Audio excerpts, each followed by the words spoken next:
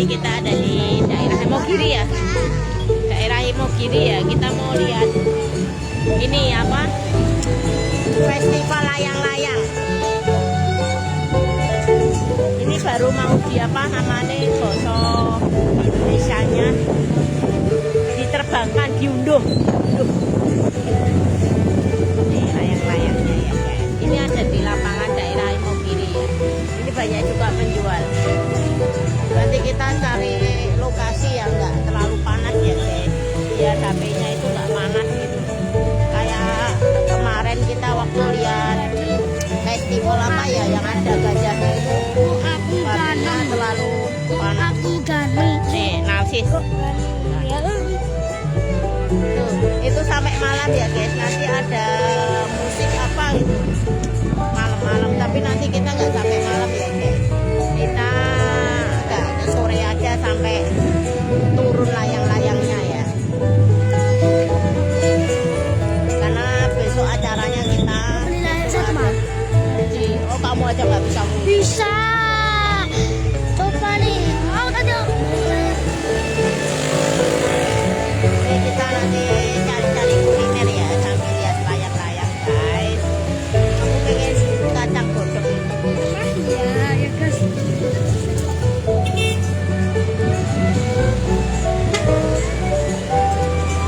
Benar ya, ini bertepatan di jalan Imogiri ya, daerah Imogiri. Ya, ini udah pada datang melihat. Layang-layang guys, nggak boleh hehehe. Nanti aku tak takut 2 kali. Sama dia juga kok. Stres.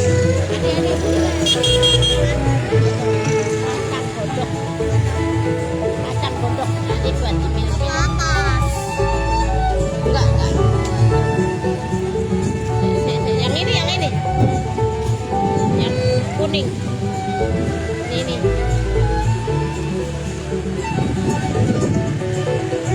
Kacang ya.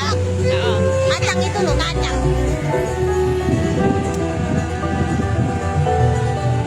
Kita beli kacang rebus dulu ya guys.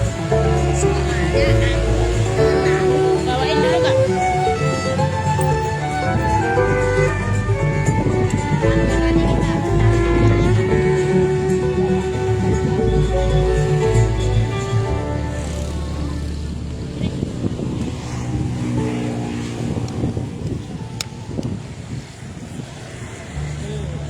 Pemandangan yang sangat indah ya. Ini masih banyak tadi di jalan aku nggak meliput, masih banyak apa itu kawah-kawah sih. Oke, kami juga selamat datang untuk kami yang bersedia sendiri ya. Itu ada di Bantul di Jakarta. ada apa itu Bersama kami panggung Keroncong Hampri Bantul dalam acara peringatan peristiwa sejarah keistimewaan DKI untuk 2020. Dan sebelum memulai acara akan diawali dengan keroncong bersama Keroncong Hampri Bantul. Oh, ini melihat layang-layang sambil dengerin musik yang di panggung. Ya iya, kawan belum pernah lihat layang-layang. Di mana kan?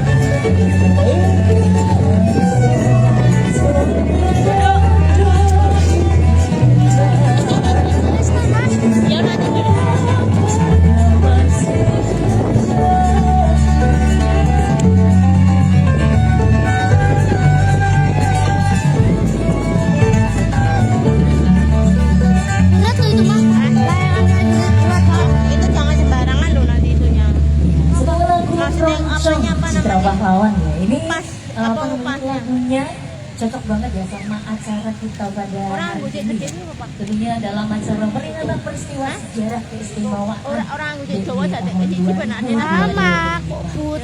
Ah, belas tuh kalian dong gede terus ya. Tamu undangan yang sudah hadir tentunya di Iya, nanti foto. Dan ditemani juga dari komunitas nelayan yang luar biasa. Anggo sing kan pengu kaya nek ngon. Ning ndi? Mas, harap melu Delok selawatnya lho. Didengke. Ada masih bersama keroncong Hampri Enak Bantul kowe enggak nganu kok. Jakarta dengan teman-teman keroncongnya tentunya ya.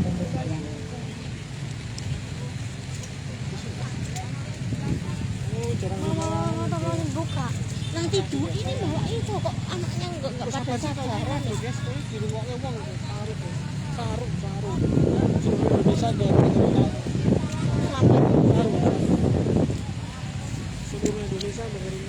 Nanti kita pergi beli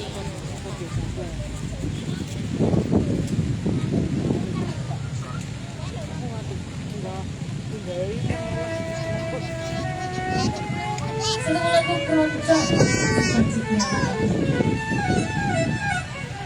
dari keroncong Hampri Bantul.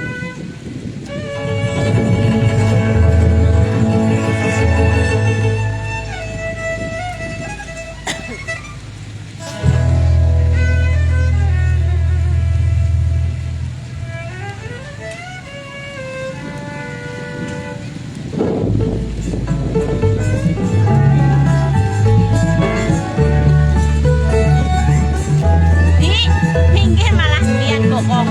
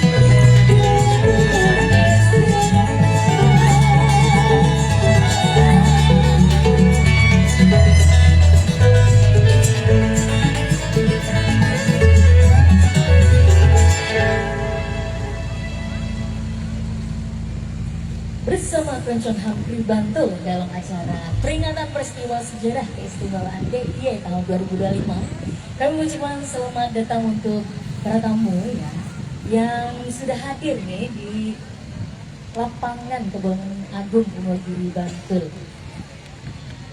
Yogyakarta ya.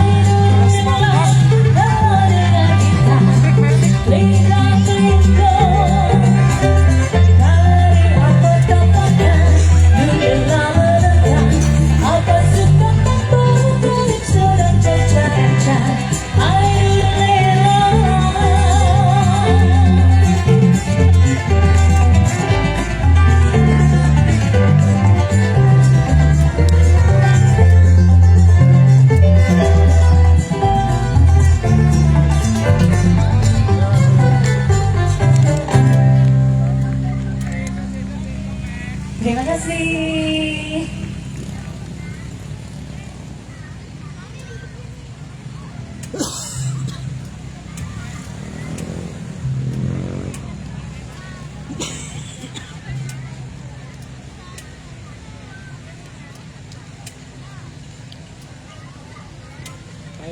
Patrick, ada Patrick guys.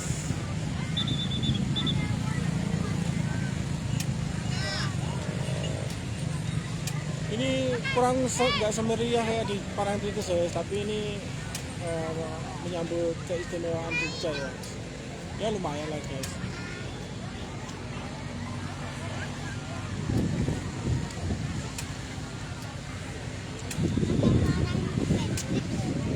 Iya ke Patrick.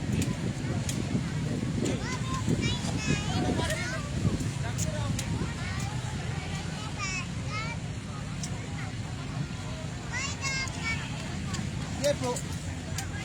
Ada Patrick.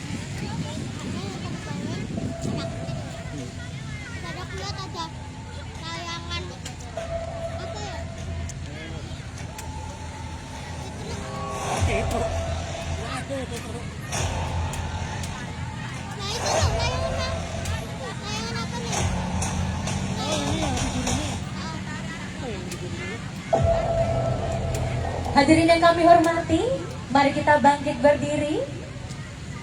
Kita bernyanyi untuk meningkatkan cinta kita ke NKRI. Hadirin dimohon berdiri.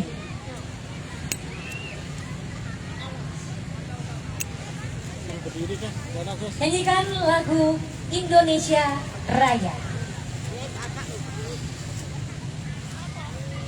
sana kita disuruh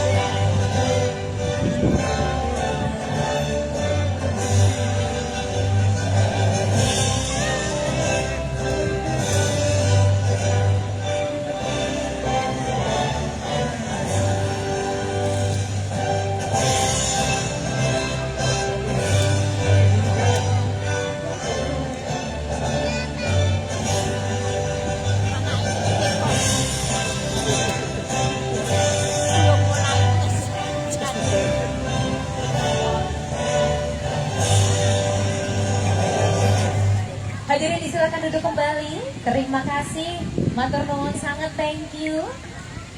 Luar biasa, hari ini kita berkumpul dari Imogiri, Bantul, Kebonagung. Kebonagung mana suaranya? Wow, luar biasa ini. Anak-anak muda Kebonagung nih lagi main layangan, gawe dewe apa digawe kele? Gawe dewe ya, keren. Oke, senang sekali hari ini. Assalamualaikum warahmatullahi wabarakatuh. Salam sejahtera, shalom, salam sehat untuk kita semuanya. Sudah berkumpul tamu-tamu istimewa di sore hari ini.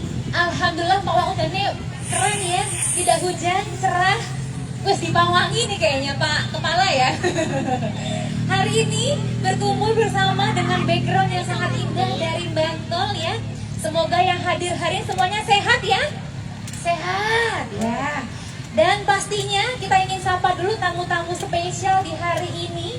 Karena hari ini kita akan ngomongin sesuatu yang sangat penting. Pepatah bilang jas merah. Artinya apa? Jangan sekali-kali melupakan sejarah. Kita akan bahas bersama di hari ini. Dan pastinya selamat datang kami sampaikan kepada Kepala Dinas Kebudayaan Kundo Kabudayaan Bantul, Bapak Yanakun Yuliana SSI MSI. Selamat sore Bapak. Wah, di sana luar biasa. Lagi nyantai ini Pak.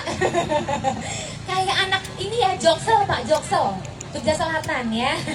Dan juga yang kami hormati Kepala Bidang Sejarah Permusiuman Bahasa Sastra, Bapak Purwanto SPD MSI. Wis mantap Pak. Joksel banget ya. Terima kasih Pak Kabid. Dan yang kami hormati juga Bapak Ibu Kepala Seksi Sejarah Permusiuman Ibu Devi Puspitasari SANT MSC. Mbak Devi, where are you? Wah, Joksel pokoknya Mbak Devi. Dan juga para kasih kabid di lingkungan Dinas Kebudayaan Kundo Kabudayaan Bantul. Serta pastinya hari ini kita juga hadir tamu istimewa dari Pemda DIY, Pangi Radio Keistimewaan, Pemkab Bantul, Polres Bantul, Kapanewon Imogiri, matur nuwun sanget, Polsek Imogiri, Kelurahan Kebonagung, dan juga dari berbagai unsur masyarakat. Ada Museum Tani Jawa di sana, ada standnya juga. Lalu juga berbagai unsur masyarakat dari komunitas layang-layang Kebonagung. Mana suaranya? Anggotanya ada berapa puluh orang? Ya. Waduh. Dan ternyata yang berkumpul tidak hanya Mas Mbak, Bapak Ibu, siswa-siswa ya. Coba kita cek dulu nih. Siswa yang sudah hadir. Yang pertama kita cek sekolahnya hadir atau belum. Dari SD Negeri 1 Imogiri, mana suaranya? Wah, ini seumuran aku. Dari SD Negeri Kebon Agung, mana suaranya? Weh, mantap. Dari SMP Negeri 1 Imogiri, mana suaranya? Weh, pulang sekolah Bu langsung ya. Dari SMP Negeri 2 Imogiri, mana suaranya? Bertiga aja nggak apa-apa, yang penting semangat teman-teman ya. Dari SMP Ma'arif Imogiri, mana suaranya? Wih, keren. Dari SMK Muhammadiyah Imogiri, mana suaranya? Dari SD Bibis. Wah, ini gengsi banget ya anak skena-skena ya. Dari SMA Negeri 1 Imogiri, mana suaranya? Wih, Imogiri ya. Lalu dari Mas Umatan Wasapang Imogiri, mana suaranya? OTW. Dan yang paling penting, hadir tamu istimewa. A warm welcome to our special guest from Suriname. Sweet, sweet. We are very happy to have you join the talk show ya. Enjoy the talk show ya. Luar biasa, Suriname itu pakai bahasa Jawa. Iya, Sugeng Sonten. Jawabannya nggak tahu. Jawanya ngoko ya? Sunda. Oh iya. Oke.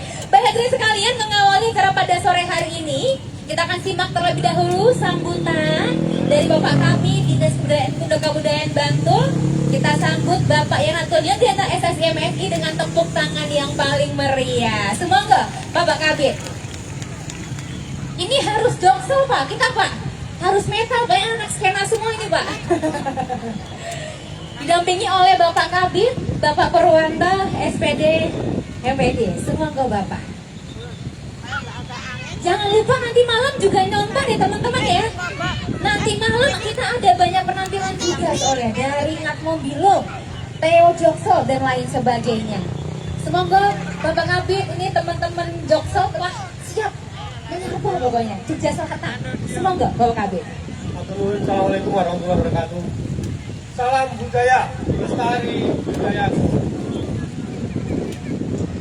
Semoga mugi karya Hajang Kamulyan Pasarasan tansah kaduwas kasairo dumateng Kanjeng sedaya tani. Adik-adik, mas-mas, mbak-mbak, Bapak Ibu semua yang kami hormati, matur nuwun atas kehadiran di acara peringatan Beribadah Sejarah 2025 di Kebon Agung Imogiri. Kegiatan ini tujuannya adalah untuk memperingati Hari Keistimewaan Undang-Undang Keistimewaan Daerah Istimewa Jakarta.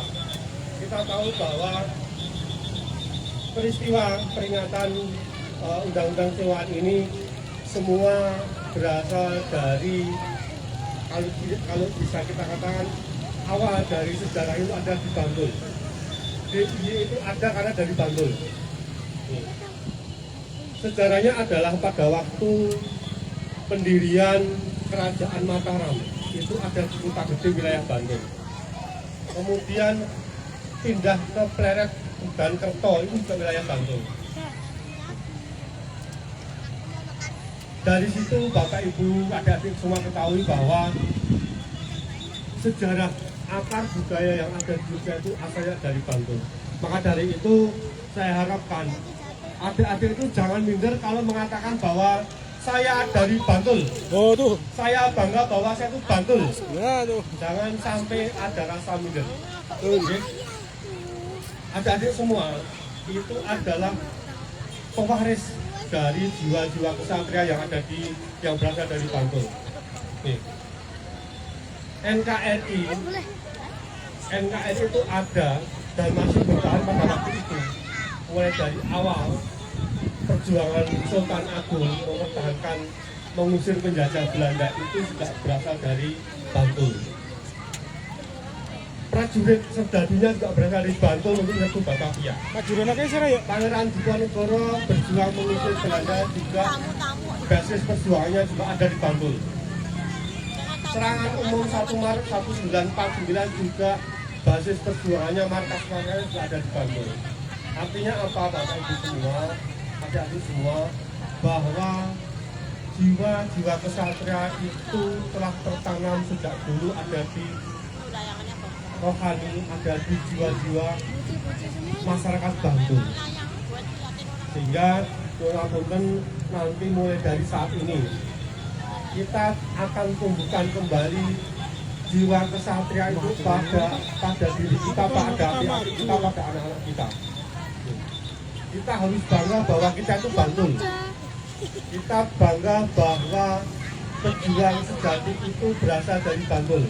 Kita punya jiwa-jiwa pejuang yang asli dari Bantul, itu adalah jiwa-jiwa pejuang, jiwa-jiwa kesatria.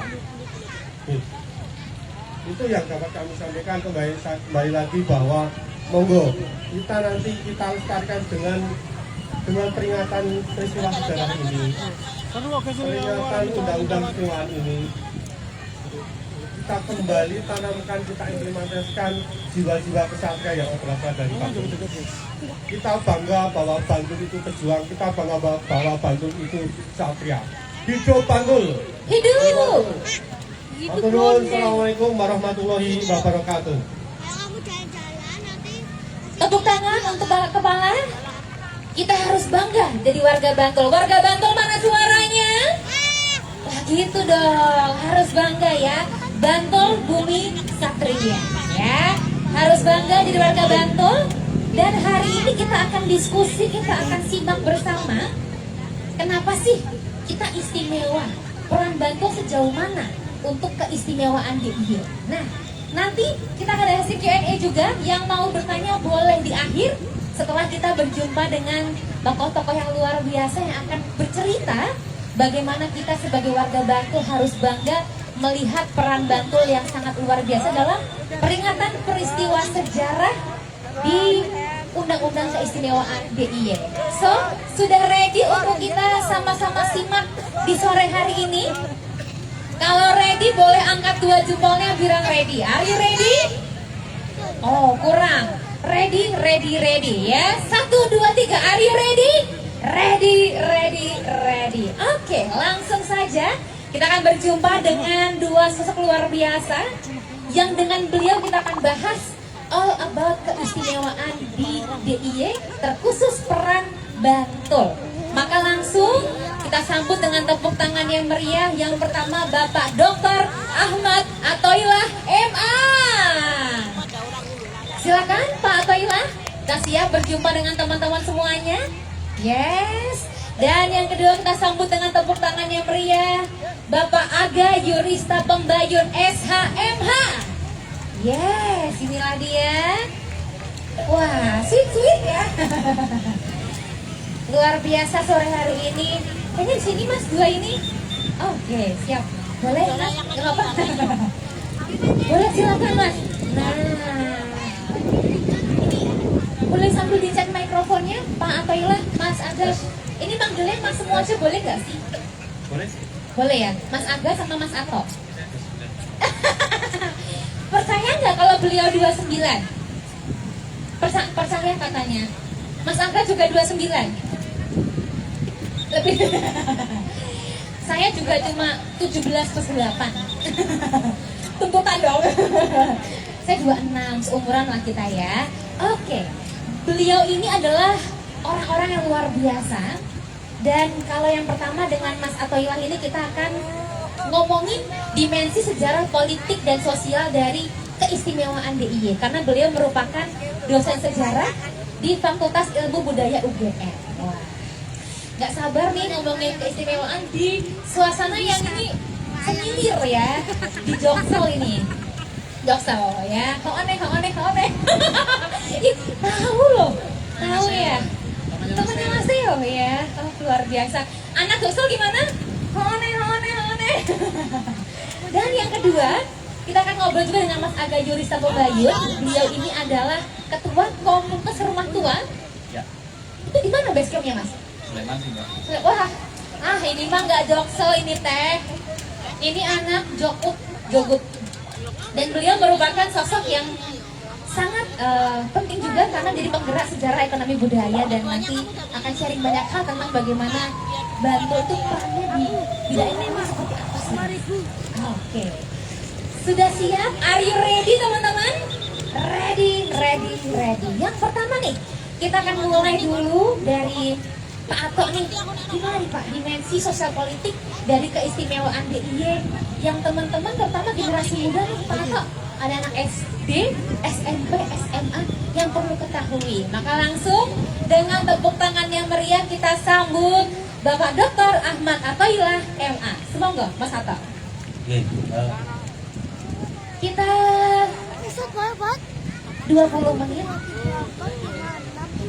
Iya. Terima kasih. Pertama, selamat sore semuanya, teman-teman yang ada di depan saya dan beberapa rekan-rekan yang ada di sekitar lapangan Komisi. Pertama, terima kasih juga untuk Pandewa Bupati Kasihan telah support acara ini, dan kepada Kepala Dinas Daya Bantul dan segala jajarannya, Pak Kabid, Bupati yang saya hormati semuanya. Tentu yang kita lihat ini teman-teman di depan kita ini layang-layang ini nanti ada ceritanya. Jadi tidak sembarangan. Kenapa layang-layang itu jadi titik? Saya punya cerita. Pertama, karena keistimewaan ini sebenarnya muncul itu kan karena Ngasot dalam ke-9 itu kan berhasil membuat struktur baru yang keluar dari kekuatan ataupun otoritas kolonial pada waktu yang tidak bisa dilakukan oleh teman-temannya di Jakarta, yaitu adalah menghapus batik. Itu yang paling penting. Ini karena Sultan 9 itu berhasil menghapus batik, karena kemudian kematian yang hari itu lalu. Nah, kenapa kok Ngasot dalam batik 9 itu menghapus batik? Karena Ngasot dalam itu sangat tahu sekali bahwa batik ini adalah kepanjangan tangan dari residen juga. Maka letaknya kepartian ini tidak jauh dari Gunung dan tidak jauh dari Beteng. Nah, maka ketika Sultan pertama kali menjadi raja, menjadi Sultan yang pertama kali ingin dilakukan adalah menghapus batik. Baik, Solo tidak mampu, belum terjadi revolusi sosial, batik diambil gerakan pemuda revolusi pada waktu. Nah, ketika posisi batik sudah tidak ada, maka Sultan seolah-olah memberikan ruang pakualam kembali. Nah, ini tunggal inilah yang disebut keistimewaan sebenarnya. Nah, kalau kita lihat dulu setelah wilayah yang sudah dibuka oleh Pak Kepala Dinas bahwa memang Bantul ini memiliki sekitar 4 ataupun 5 bagian penting dari Bantul Federasi Panjang khususnya sejarah Jawa. Nah, kita harus paham bahwa Bantul itu dulu adalah wilayah hidup negara Jatim atau Jatim dari Bantul itu sampai di Sungai Bobolongo dari India itu juga adalah negara Jatim. Sedangkan kemudian yang batas kota yang kemudian berjalan ke utara itu disebut negara kerajaan itu sudah terjadi sejak zaman Mataram. Nah, kemudian memang beberapa hal yang sudah disebutkan oleh Pak Kepala Dinas bahwa Bantul ini kemudian menjadi sebuah kiblat penting ketika Kerto akan baik akan menjadi markas daripada bukan markas istana daripada Sultan. Lalu yang kedua, kita harus tahu bahwa dulu istilah Bantul itu juga disebut Bovenlander. Bovenlander itu adalah dataran tinggi rendah sedang yang berubah untuk memang digunakan untuk pemukiman masyarakat. Nah, kita harus tahu dulu bahwa ada raja yang sangat pertama kali menggunakan gelar agung. Jadi kadang-kadang di masyarakat itu terjadi salah penyebutan konsep agung. Jadi yang pertama kali bergelar agung itu bukan Sultan Agung, tapi gelar agung putra daripada Sultan. Nah, Sultan Pamangkurat Agung ini memerintahkan yang paling keren adalah memerintahkan masyarakat bahkan sampai Kerawang itu untuk bagaimana pastinya nah pada katanya kita temukan hari ini ada di situs lereng. Nah, tahu nggak kalau Pamangkurat ini sedang stres atau Pamangkurat sedang galau, terus Pamangkurat tuh pingin banget apa ya jadi anak single gitu. Nah, itu adalah senangnya memelihara burung kecil. Jadi kalau sekarang burung itu warna-warni dan dia di situ. Lalu yang kedua nih, Pamangkurat Agung itu paling senang layang-layang. Nah, berarti orang-orang Pleret adalah orang-orang yang pertama kali dalam sejarah Indonesia itu sultannya saja dulu senang bermain layang-layang. Maka saya tadi mengatakan kenapa festival layang-layang hari itu menjadi relate sekali ya dengan apa dengan acara ini. Nah, selanjutnya kita tahu sekali bahwa itu sudah disampaikan oleh Pak Dinas, kalau kita itu punya tokoh yang sangat istimewa sekali asli di Bandung yang kemudian menjadi benteng perang Mataram yang disebut Tumenggung Gajah yang ada di Jejeran. Tumenggung Gajah ini adalah seorang yang kemudian akhir di Jejeran sebagai akhir dari Mataram Islam, tapi keluarganya juga menjadi awal pembangun kesultanan yang bernama Tumenggung Joyowinoto. Tumenggung Joyowinoto ini adalah anak buah Pangeran Mangkunegaran yang mengurusi semua pembangunan dari pos hingga ke Kerawang. Dan itu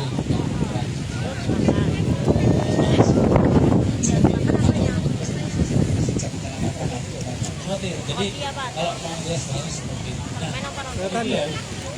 dalam konteks keistimewaan bahwa karena kalau kita bicara keistimewaan sebenarnya dulu adalah yang digunakan Batul, Wonosobo, Abdikato, itu segala. Jadi memang pada waktu itu beberapa konteks yang itu memang kemudian menyebabkan perang itu dalam konsep keistimewaan. Nah, selanjutnya yang ingin saya sampaikan paling penting dari konteks Batul kemudian menjadi penandas utama adalah bahwa keistimewaan itu kan layaknya juga seperti proklamasi kemerdekaan. Dalam itu proklamasi kemerdekaan sudah diterbitkan tanggal 17 Agustus 45. Tapi di lain sisi keistimewaan juga sudah dicanangkan pada September 1945. Nah, saya rasa ketika Soekarno pada waktu itu berada di jajarannya sebenarnya ngasot dalam kaping songo dan kuat-kuatan dari papalan berlapan tidak usah bertanya istimewa, yaitu dengan apa yang sangat terkenal sekali adalah membiayai semua operasi kerja dan mempersilahkan semua gedung yang bisa digunakan ada yang mengatakan total sekian triliun dan sebagainya. Nah, sekarang kita lihat beberapa perusahaan adalah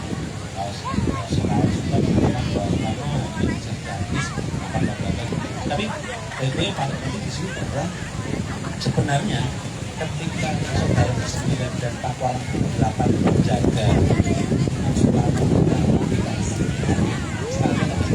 mereka juga menjaga yang bukan istimewa. Tahu nggak? Jadi sebenarnya sebenarnya dalam rangka saya mempertahankan kemerdekaan ini sama saja saya mempertahankan keistimewaan. Kalau andaikan saya sudah sekian dari situ saya buktikan pada waktu itu masih pada waktu itu juga posisi sebenarnya sama-sama, maka kemudian aku tadi bilang semacam betul untuk kemerdekaan. Nah, ini yang saya rasa poin penting yang jarang dibahas walaupun yang sisi konsepsional, tapi saya rasa ini menjadi suatu hal yang saya rasa penting. Nah, juga pastinya yang ada di sini kita tahu bahwa namanya kemerdekaan dan keistimewaan itu justru pada waktu itu akan kita punya politik yang unik. Kita bayangkan dulu ketika kita ingin mempertahankan republik ini naga ya. ini nggak ada bayangkan, tak ulangi ya. Jadi kan ibu kotanya Jogja kan kabarnya Jogja sudah buat apa kita tapi kok masalahnya sudah ditinggalkan. Anaknya apa? Kalau pusat kotanya mau ditinggalkan. Kalau si Matupang kan Mayani ke barat, si Firman kemudian ke timur, karena ditangkap dan sebagainya. Saya ingin hanya menyampaikan di sini Pak, starting awal titik poin kemudian generasi yang sekarang kenapa adalah semua prajurit TNI yang baru. Nah, itu startnya adalah dari praktek. Jadi yang jangan kurang paham. Jadi ternyata pada waktu itu, kalau orang dikatakan Jenderal Sudirman kan mesti bayangkan ya Jenderal Sudirman Pak Udakon, sakit TBC di Tanjung, dia berjalan ribuan kilometer sampai daerah Pembalai, bla bla bla. Tapi mereka itu sangat lupa kalau bekal utamanya, berangkat utamanya itu dari Grogol. Seperti itu. Sama halnya dengan Pangeran Senopati mulai menggunakan mata juga berasal dari Pahlawan. Sama saja pemberontakan Perang Jawa ketika dikontrol oleh Pakubono juga terjadi di Jepang. Jadi perang Inggris itu banyak hal yang sebenarnya maju ke prosesnya untuk memulai.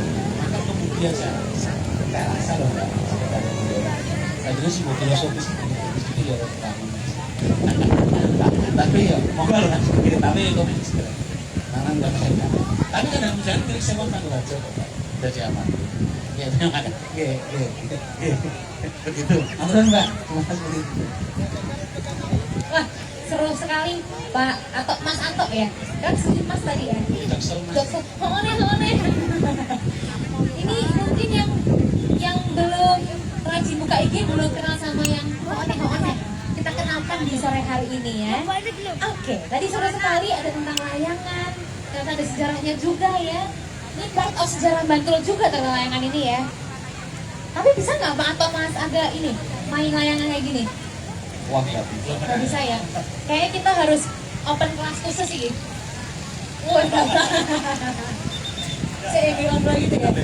Ini butuh seni khusus ini kayaknya ya. Ada juga ternyata kita harus berbangga dan harus tahu lebih dalam soal Bantul dan perang-perangnya ya Pak Anto ya. Kita sangat open terhadap tanya jawab dari teman-teman sekalian. Nah, sebagai pembuka diskusi kita akan sambung ke Mas Aga dulu. Beliau ini ketua dari komunitas rumah tua yang aktif melestarikan jejak kolonial dan perjuangan rakyat di Bantul. Jadi kita bisa jalan-jalan bareng nggak sih Mas? Keliling-keliling kita bikin perjuangan gitu? Bisa. Biasanya dari mana mulai ya Mas? Kita ngomongin Bantul, titiknya mana aja? Ini nanti ada beberapa tempat yang mau sharing. Oh gitu. Nah, nanti ada lah. Oke. Finishnya Madukismo. Finishnya Madukismo. Nah, jadi katanya ngomongin Bantul itu nggak bisa kita lepaskan dari pabrik gula ya Mas? Betul. Nah, seperti apa? Langsung kita sambut dengan tepuk tangan yang meriah Mas Aga Yurista Pembayo. Semoga Mas Aga. Selamat sore teman-teman semua. Matur nuwun kawula. Selamat sore Mato. Jadi apa ya? Saya cuma ingin sharing aja soal Bantul di era kolonial. Bantul di era kolonial itu ternyata juga sudah punya keistimewaan sendiri dan juga mendukung keistimewaan Jogja secara keseluruhan. Tetapi dari sisi ekonomi. Kenapa dari sisi ekonomi? Karena Yogyakarta pada era kolonial itu punya 19 pabrik gula. 9 di Sleman, 9 di Bantul, 1 di Kulon Progo. Nah, karena kita stoknya Bantul, kita cukup bahas yang Bantul saja.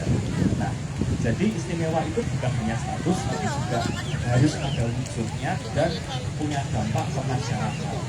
Nah, perannya apa? Bantul itu sejak dulu dikenal sebagai tempat yang lahannya subur. Pertanian, perkebunan ada. Nah, pasca perang Diponegoro itu kan ada era tanam paksa untuk mengembalikan kas kerajaan Belanda yang hampir defisit gara-gara perang Diponegoro.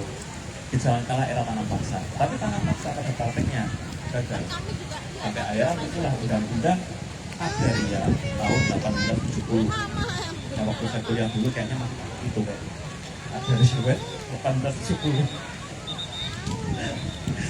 Oke, nah dalam Agraria 1870 atau hukum Agraria 1870 wilayah Jogja dan Solo itu mendapat keistimewaan, yaitu apa? Yaitu kalau di daerah lain orang asing, orang Eropa atau Tionghoa itu mau buka pabrik kebunan itu mereka bisa beli tanahnya. Di sini enggak.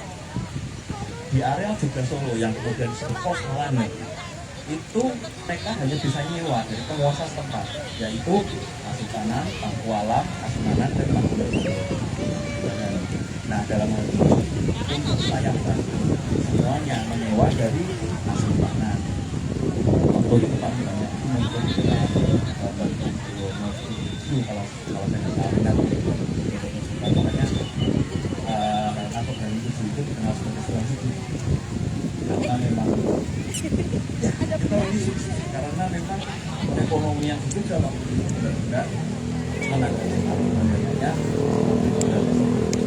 dan pengusaha itu jadi lewat sistem yang namanya konsesi. Konsesi itu saya ada dua versi yang saya dapat antara per 50 tahun atau per 25 tahun ya panjang sekali dan bisa diperpanjang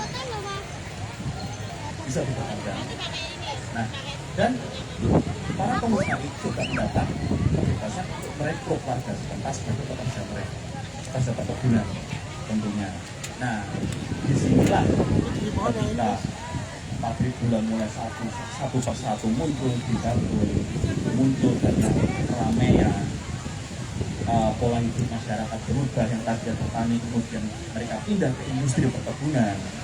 Nah disitulah mulai banyak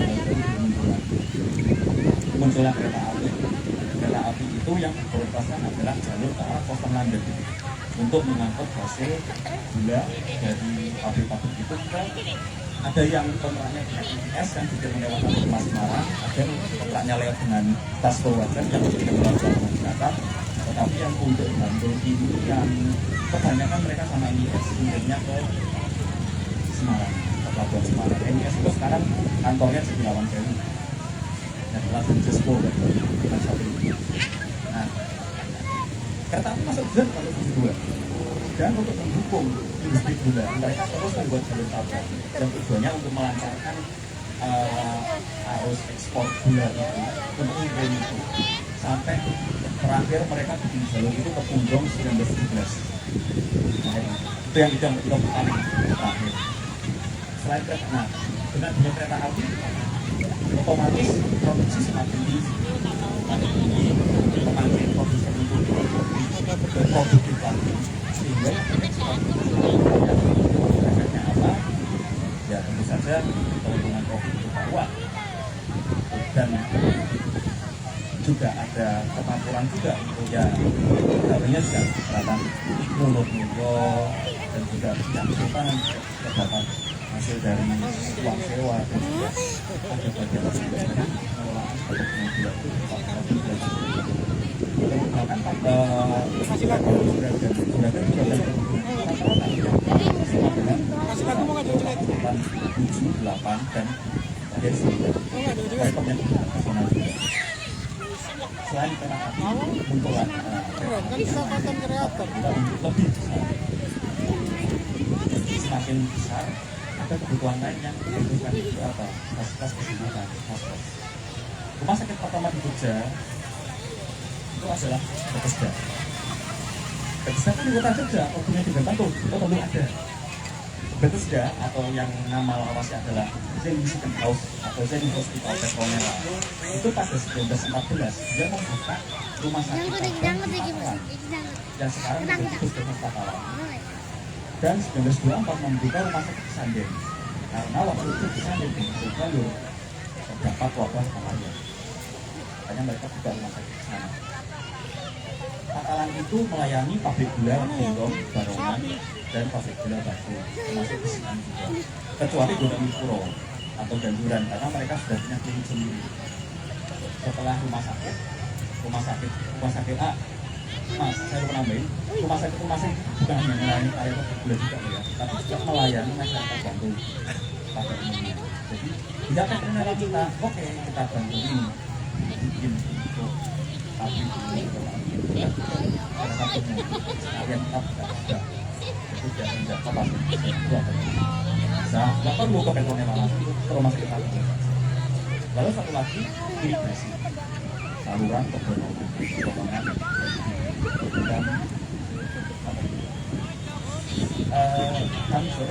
kami Joro 3 Mei 2026 kalau yang pelaksanaan yang tahun 24 itu merupakan bentuk pertama Esposin Forest merupakan bentuk pertama tahun 24 juga tahun 26 dengan adanya irigasi itu juga membantu Covid untuk semakin produktif. Nah, lalu apa saja Covid yang ada di Bantul waktu itu? Tak urutin dari satu pleret.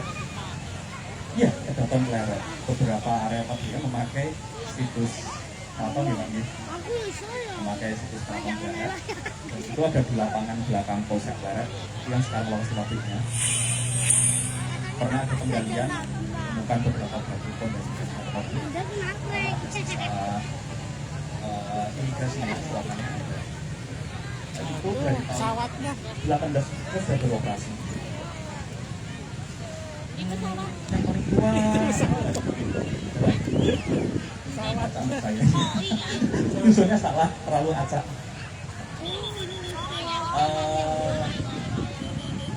Pabrik ini aktif sampai tahun 2000 karena ada krisis ekonomi tahun 30 kalau orang luar mengikuti education karena kebiasaan di listrik tahun 2000 akhir terus ya dia benar itu apa pada waktu itu dia bilang dari Indonesia adalah produsen gula nomor 2 terbesar di dunia setelah Kuba. Pabriknya ya sebulan rata-rata pabriknya itu bulan pada tahun 50. Semua pabrik pabrik gula di Bantul ketua sebenarnya itu dihancurkan pada akhir 49 dan awal 50. Ya kecuali seperti itu. Yang kedua pabrik gula Barongan itu berdirinya 1897. Barongan, perikanan. Nah itu pabriknya Mbak, sama pabriknya. Kamu lihat dulu orang-orang itu. Kan oleh Joshua Hisham. Lihat dulu. Dia tinggalnya di Lihat dulu orang-orang ini. ya sudah di kota. Dia tinggalnya di situ. Tapi juga dia akhirnya tahun 40 atau tahun 70 juga harus ditutup karena krisis ekonomi. Bangunan tutup, tetapi waktu itu bangunan pabrik dan rumah sakit kan terkait untuk orang-orang belanja dulu oleh sama nasibnya. Itu pada tahun 2000. Lalu ada pabrik gula Bantul, itu jadi area SMPN Gula Bantul. Area SMPN Gula Bantul, SMPN Gula Bantul. Sebenarnya rumah sakit Rengkeres itu. Jadi itu kalau tapi waktu gagal dia dilebur bersama pabrik tadi di bergerak itu survivor. Lalu ada besian itu di lapangan Dirjet Kelurahan. Ya, itu lapangan sama selatannya itu area pabrik.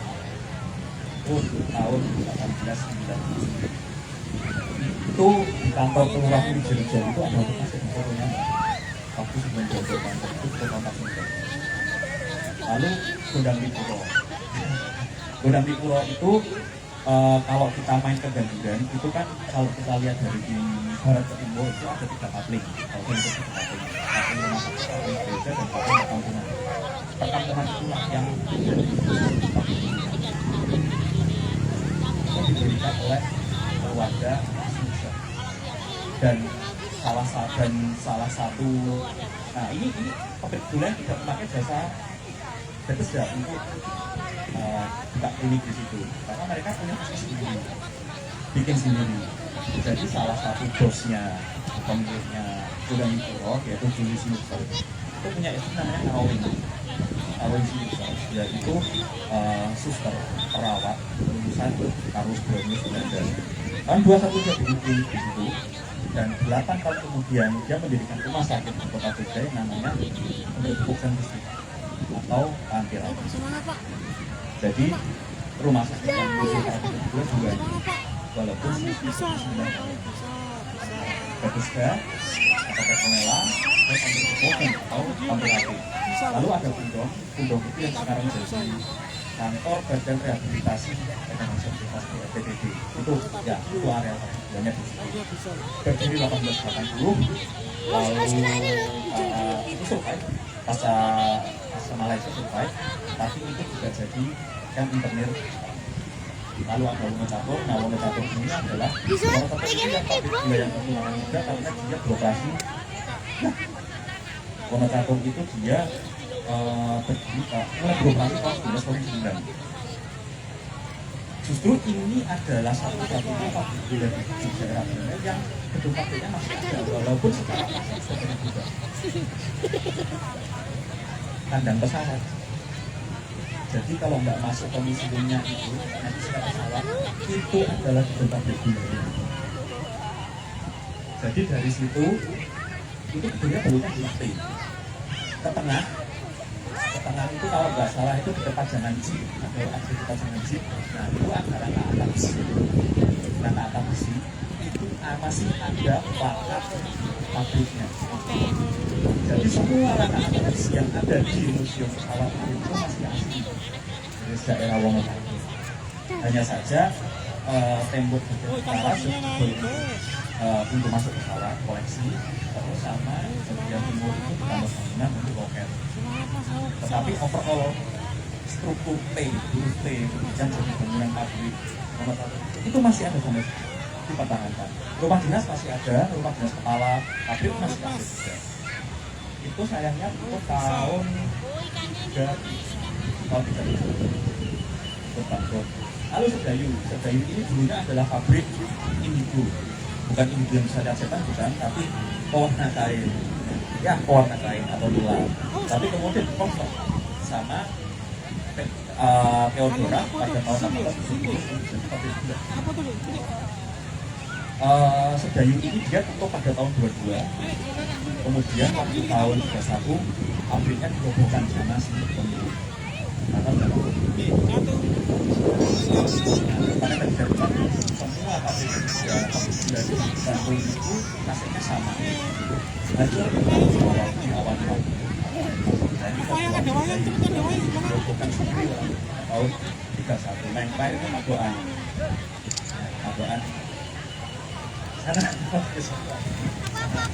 Sana apa? Nah, Madoan itu lokasinya sekarang ada di Madukismo. Jadi Madukismo itu berdiri di atas lahan bekas gula Madoan. Berdiri dari 1864. Beliaunya sama dosen juga. Dia bisa berhubungan di era Malaysia, tapi di era Jepang dia terus tahun 1950 ada 49 sekian banyak orang Belanda ada Asia. Ini kamu di kamera nih, kita di mana nih? Madoan sekaligus aftermath dari akhir dari bantu kolonial, tapi sekarang karena apa? Apalagi Setelah revolusi 1992 itu muncul yang namanya pengangguran pasca revolusi. Karena semua karya pabrik gula yang bekas wayangin aja. itu dan karya yang dihancurkan atau yang belum bangkrut tapi dihancurkan itu mereka bekerja. Dan lucunya kerjanya masih ada. Harganya naik juga. Saya baca koran tahun 56 itu. Jadi ceritanya pada tahun 54 itu sudah bawa tanah baru oleh Nasional 9 di Jogja. Untuk apa? Ya, untuk membangkitkan ekonomi Bandung dan untuk ekonomi Jogja. Sekaligus mengurangi angka pengangguran.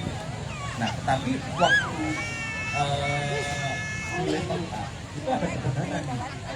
Adoan atau masyarakat atau Bethesda di Jawa Timur. Alasannya apa? Karena ada beberapa faksi di Kostrad atau Golkar DPR itu menemukan alasan itu sarang kader-kader komunis, mengingat pemerintah punya trauma pada PKI musuh pada 48 kan.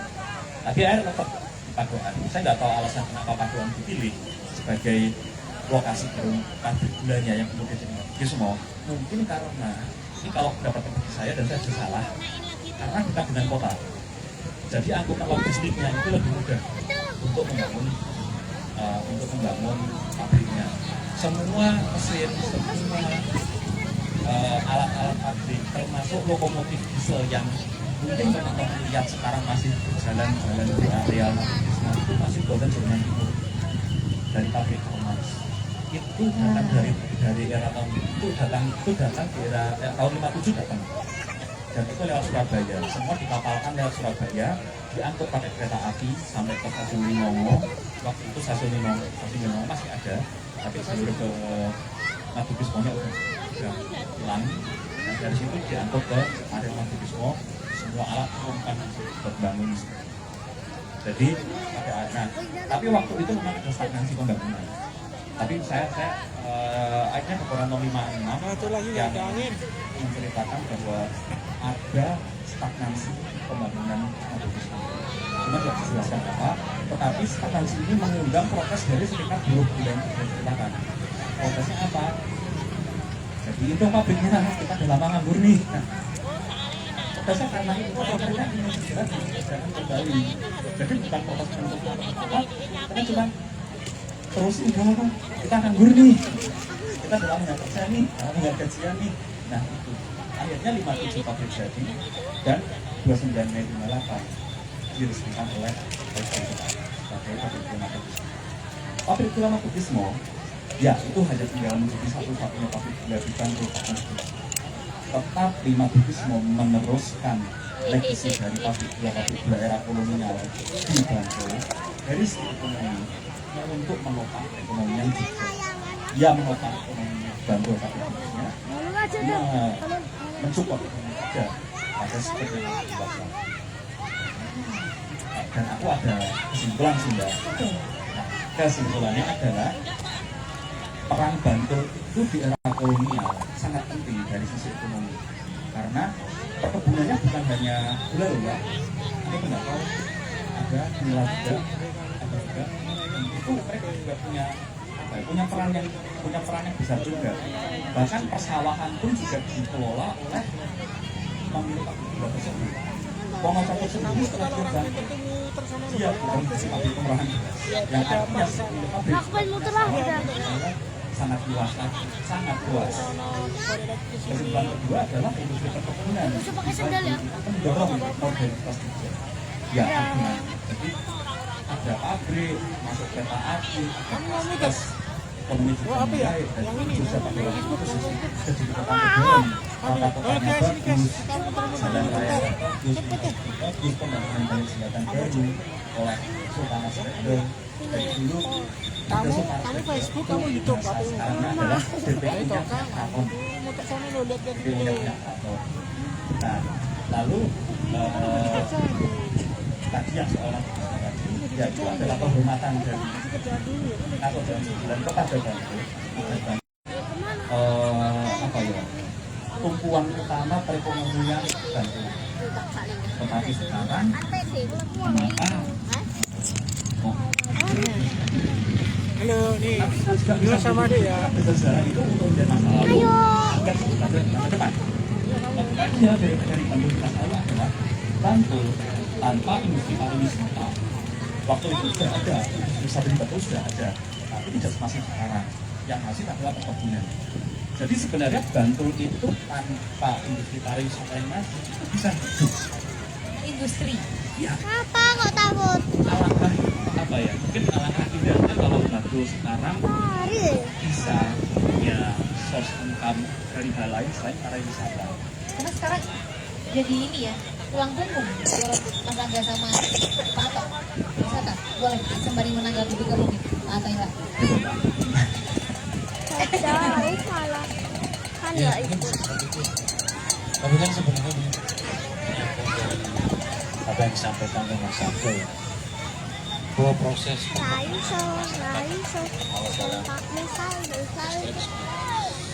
sangat tadi ya kan ada proses-proses panjang pertama tentang pertumbuhan yang disebut ruang sosiologis Bantul. Kenapa hari ini Bantul itu bagian kulinernya lebih maju bersangkutan memang mewaris kepada masyarakat segmen industri perkebunan. Serius. Ini kalau tadi saya melaras sedikit bahwa yang punya perkebunan di Kulon Progo itu adalah Adicarto. Kulon Progo itu ada 2, Kabupaten Kulon Progo dan Blitar. Nah, kalau Sewu Galur kan sudah diambil. Nah, hari ini juga sama Bang, di kawasan Sewu Galur, terus di kawasan Seranggaan, di kawasan selatan itu kemudian juga muncul dari perkebunan itulah beberapa pemukiman baru yang dari inovasi ilmu. Nah, itu yang kemudian saya rasa Mbak, membawa budaya ini. Ya. Nah, kemudian kuliner Mantul kemudian agak mungkin. Ya. Mie kalau mie itu dibawa oleh orang Arab dari Jawa. Tapi mie apa yang dibawa Timur Asik? Tentang konsep mie itu Konsep mie. mie terigu. Dulu kita nggak kenal itu ya, Enggak. Nah, itu cuma muncul di titik-titik sentra industri. Nah, walaupun selain itu tadi sudah disebutkan nggak ada kasus tentang kesehatan, ada pendidikan, tapi ada yang disebut tentang gaya hidup. Kemudian juga pada waktu itu Mbak, tentang tekstil di Bantul kemudian diinginkan. Contohnya batik. Karena memang masyarakatnya masyarakat industri. Karena masyarakat industri, otomatis kemudian akan membutuhkan sektor segmen baru industri gaya hidup namanya konsumerisme. Nah, konsumen orang-orang di industri ini yang kemudian juga meramaikan pasar. Nah, kalau kita bicara tentang pariwisata, mungkin saya memang menyebutkan kok memang dari dulu Pantai Parangkusumo dan Gua Langsir dan sebagainya itu memang menjadi pusat. By the way, saya juga mempunyai catatan beberapa gerakan pariwisata. Tapi sebetulnya kita berarti bukan dagang layar ya, maksudnya bukan arahnya ke pantai ya, pengembangan industrinya. Tidak ya. Memang para turis itu sudah menjadi kawasan wisata yang terkenal di era kolonial, karena di situs-situs Belanda pun juga banyak foto-foto orang kita wisata di pantai Parangtritis dan Parangkusumo, terutama dari kalangan priai-priai. Tapi paling tidak di zaman dahulu Bantul itu tidak hidup tentang wisata, tetapi dari industri. Begitu juga Jogja keseluruhan, itu juga Sleman juga sama. Dan yang membuat Kesultanan Jogja itu juga bisa memakmurkan rakyatnya, membangun infrastruktur tata kota itu juga dari hasil industri. Nah, itu yang sebenarnya dulu Jogja bisa loh untuk hal lain selain Kali kita di host sama Ade Bintang. Seru kan? semoga dengan sekarang kita juga melihat masa lalu dan masa depan Kita bring back Bantul Bangetnya pemandangannya yang kopi. di bidang industri. Oke, kita bisa nih buka paling nggak 1 pertanyaan, silakan. Ada yang mau orang? Waduh. Ayo Bang. Mbak Devi, bingung banyak yang bertanya silakan. Boleh kan Yo Bang? ngono wae wis 3. Oke, mau izin Mas Mbak Eko, ada kita 3 ya. Buka sudah. Kalau kayak ngono ya padha wae. Oke, kita buka 3 pertanyaan. Boleh angkat tangannya? 1. Apa nih? Apa tak ngerti? Wah, gini aja, perwakilan ya, sini 1, Bapak. Teman-teman cowok cewek ini satu sekolahan ya, pink suit. Yo, yang menang yang tanya, 1, 2. Ya, menang ya. Salaman dulu, jangan marah-marahan loh. Dan juga Mas sebelah sana. Oke, kita mulai dari urut umur ya Pak. Pak dulu, silakan Pak. Semoga boleh kita itu mikrofonnya semoga Pak. Dengan Pak siapa? Dulu berani. Dengan Pak siapa? Dari mana nomor WA Pak? Ini aja dia. Benerin rambutnya tadi. Semoga. Ntar pakai ini. Oh, belum nomor sepatu aja Pak. Tak Semoga, pindah Pak. setiknya pakai yang Terima kecil. kasih. Perkenalkan dari Kan udah dijajahin habis lagi. yang saya tanyakan kepada Mas Aga, disebutkan bahwa pabrik gula di Sleman tadi ada 9. Iya, 9. Kok dari 9 itu tidak ada satupun yang berbekas? Ini karena politik atau memang Narsot dan ke-9 ada pertimbangan Rambutnya politik. pada keluar itu Terima kasih. Terima kasih Pak Komarudin. Langsung Mas Aga monggo. Matur nuwun Pak Komar. Jadi saya jawab gitu. Saya ada beberapa dokumentasi yang dipotret oleh Yo kae iki kan ana swara opo pang. Jadi tanggalnya saya lupa, tapi di foto itu yang jelas bulannya Januari sampai tahun 49. Itu beberapa bulan di Sleman seperti Sagari, seperti Beran, Cebongan, terus Tengah Ijo, Romulo itu masih ada semua. Dan kesaksian tertulis termasuk padoan, barongan itu masih utuh, masih ada. Ada lagi yang di Sleman itu Ranggit sama di Tanjung Lesong. Itu semua masih ada. Sampai akhirnya Belanda angkat kaki dari Jogja setelah KMP itu Indonesia Sundari. Nah ini terjadi yang namanya gimana saya bilang ya, kalau bilang ya jadi berjalan Ya, familiar katakanlah itu atau yang lebih signifikan daripada saya. Jadi intinya ada semacam kekacauan yang terjadi karena euforia Belanda pergi dari Jogja. Wis ngi tau ke kemarin ya. Wis Itu aram delok iki. anarkis, yaitu apa penjaraan yang dibilang oleh Pak Ato. Ngomong-ngomong. Gedung pabrik gula digemburi, gedung pabrik gula dibongkar semua, sampai rumah dinasnya pun dibakar. Bahkan ada satu koran di tahun 50 itu Ramai banget guys. ini saya bawa kok 1950 Awas kelet lho itu. Nyui koran 10 Februari 1950. Jadi itu koran itu memberitakan bahwa perusahaan pemilik Ada layangan kecil banget ya. kecil Kecil banget ya. dan kantornya di Semarang. Itu kantor Semarang masih ada bangunannya. Itu dapat padokan. Tetapi yang terjadi adalah mereka sedang menyaksikan pabrik mereka dijarah di depan mata mereka sendiri. Ada truk bawa gempuran bangunan, rangka-rangka besi, api di mana-mana. Nah, jadi putusan dari Tutur Masyarakat Departemen dengan CRV itu, perusahaan pemilik padoan itu sampai sana cuma lah kok dijarah. Dan akhirnya mereka kalkulasi kalau kita bangun ulang, kita habis berapa nih? Kita habis berapa nih? Ternyata setelah mempertimbangkan ongkos yang harus dibangun, ongkos yang harus dikeluarkan untuk merebuild kembali pabrik gula padoan tersebut, ini saya jadikan kasus ya, karena ada sumbernya. Dan waktu itu situasi politik di Indonesia belum stabil, akhirnya mereka memilih ya sudah kita padokan Layangannya udah turun guys. Banyaknya. jadi memang hilangnya pabrik gula di Jogja ini mayoritas karena penjarahan, pembongkaran, kebakaran dan lain sebagainya. Kecuali satu sebenarnya yang dibongkar sendiri oleh pemiliknya pada tahun 31. Kedua Wonosator, karena waktu itu Wonosator sudah mampu dikuasai Audi karena staf jenderal pesawat. Nah, jadi itu Pak jawaban dari saya kenapa pabrik gula itu menghilang. Mantap Komar, tepuk tangan dong Pak Komar. Luar biasa, usia semakin senja semakin sadar sejarah ya. Mantap, mancing mania, mantap. Berikutnya dari mas-mas ganteng berbaju pramuka, boleh sambil berdiri biar ketok bagusnya. Wes, tepuk tangan dong.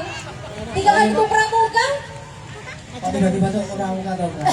Baju pramuka soalnya. Jangan jangan. Namanya siapa? Oke, saya kenalkan, saya Rido dari SMA Negeri 1 Wogiri. Tepuk tangan dong Ibu Giri. Ya, sebenarnya buat Pak Ato ya, terima kasih banget Pak buat tadi pengalamannya tentang layangan.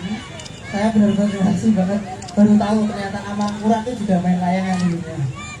Dan pertanyaannya untuk Ato Ila, masalah barang kritis dan kretek tadi Pak. Saya tuh penasaran, kok bisa buat semua peristiwa sejarah Jogja itu dimulainya dari barang kritis atau di bagian daerah Bantul gitu.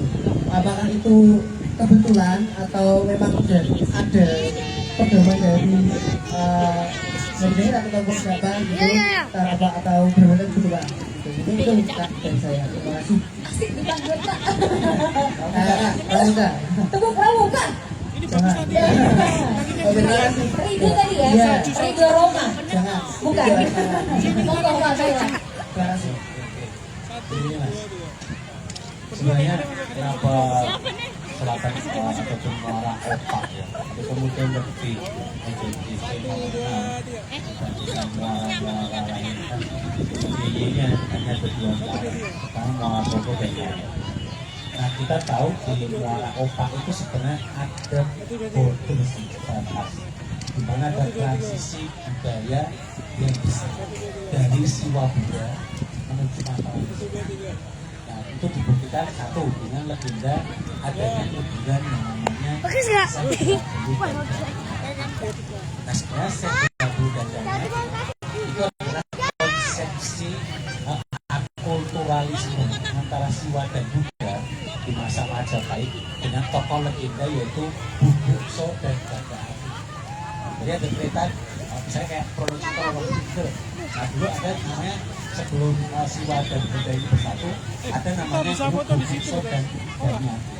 Nah itu kemudian diwujudkan di kuburan itu. Dan menariknya mas, kalau kita lihat hari ini, kalau kita naik ke makam Sedabu, yang kita temukan justru yang tidak makam, tapi apa? Situs-situs nanti peninggalan Siwa kita yang terakhir.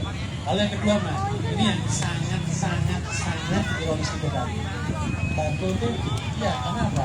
Bantul itu punya candi mas, namanya Gembirowati, dan candinya juga ada di Hotel Oklo kayak salah satu hotel, silahkan naik di tanjakan yang arah ke Banggar. Nah ya, ambil ke kanan, nanti ikuti mata air. Nah di situ ada sebuah pelataran candi yang sangat indah. Dan kenapa disebut Gembirowati?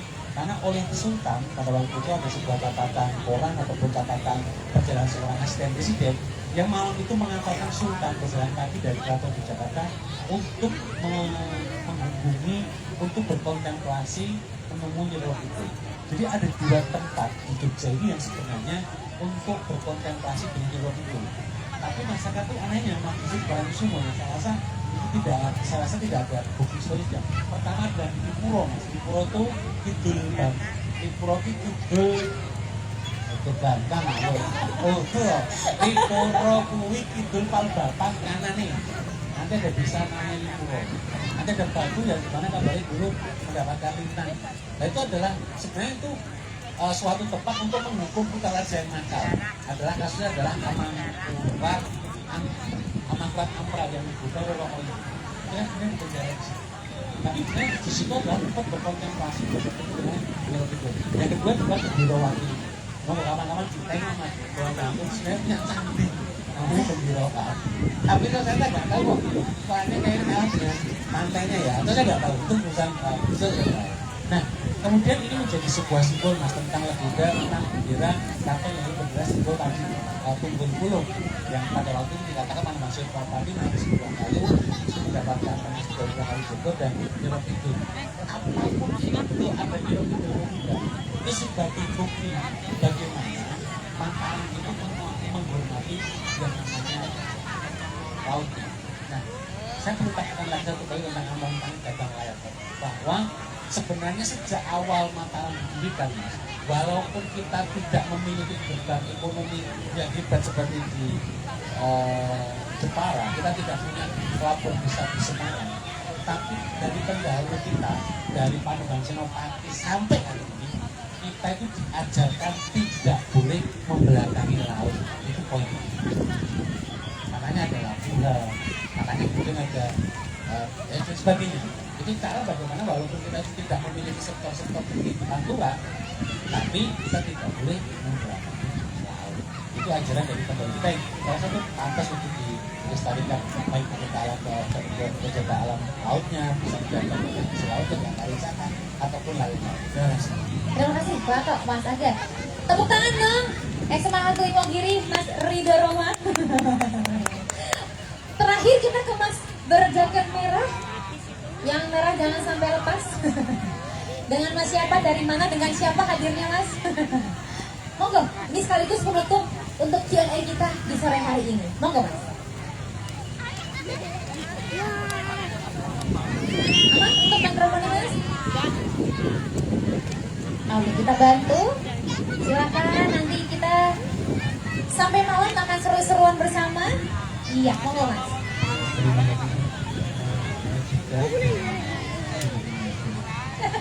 Dari Joksel. Akamsi. Akamsi. Ya, bisa dibilang. Masih anak kampung sini. Ya, pertanyaan saya ke Mas Akam, tapi masih sebenarnya di pertanyaan yang pertama. Komar. Itu tentang menghilangnya sebagian besar khusus pabrik gula yang ada nah sebenarnya kalau kita bandingkan dengan apa yang sebelah dari Kasunanan ya Mas ya. Kasunanan itu kan mereka punya kalau yang saya tahu ya itu ada gula bisa dikomersialkan sangat berhasil sekali gitu Pak. Jadi kalau maju ke maju ya. Ya, sebenarnya perbedaan mendasar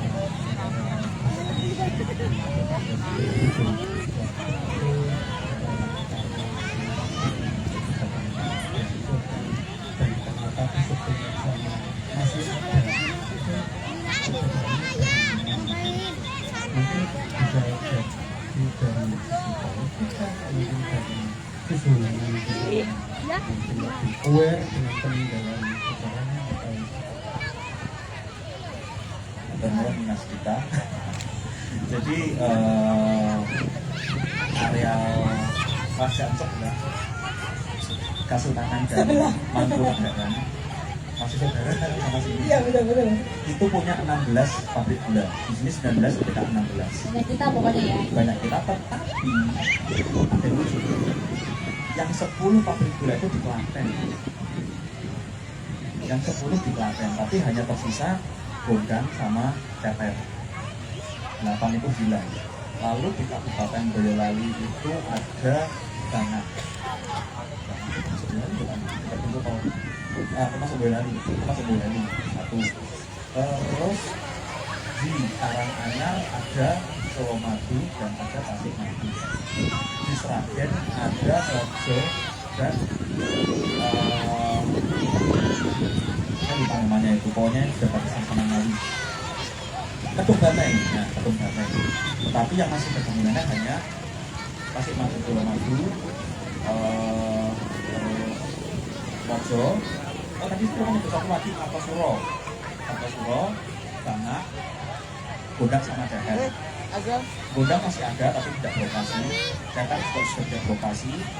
Bangat jadi propertinya pabrik kertas karena posnya pabrik kertas ini. Terus Tasikmadu masih ada tapi non operasional. Colomadu di tempat wisata, Mojo masih beroperasi. Tetapi saya tidak semua. Nah, ini saya jujur belum begitu mendalam riset soal pabrik gula areal Kasunanan dan Mangkunegaran. Tetapi dugaan saya adalah kenapa beberapa pabrik gula di sana di Salatiga dari pabrik di Jogja kemungkinan besar karena memang warga yang dilibatkan bekerja di pabrik gula tersebut lebih banyak.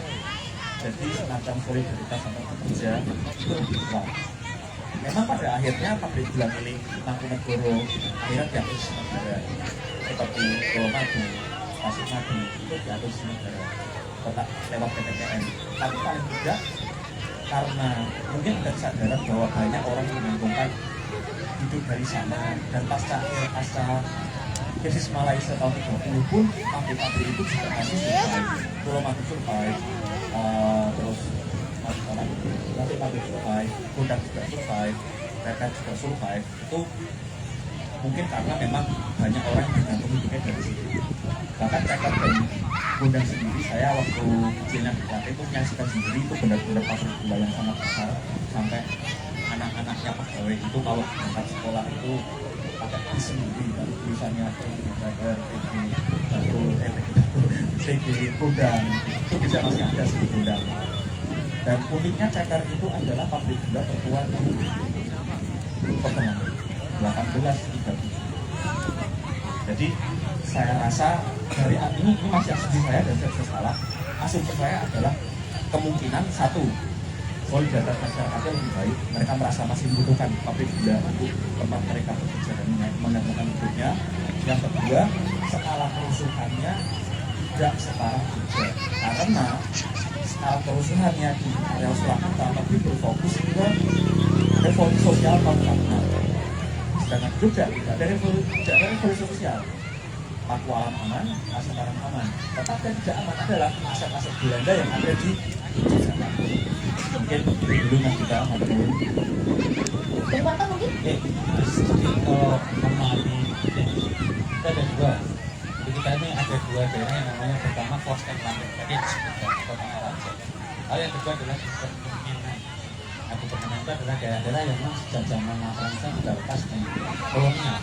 Nah, kalau kita lihat lagi masih kecenderungan sisa-sisa pabrik yang di daerah Gubernur maka itu masih itu sekali Bogor, situ sekarang di rest area Banjaran yang tol Brebes.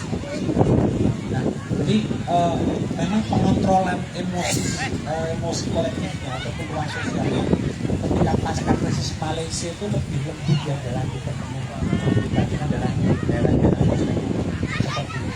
Walaupun saya rasa konflik tidak kepercayaan terhadap pemimpin birokrat tradisional pada waktu itu besar mampu negara dan Surakarta dan Jogja.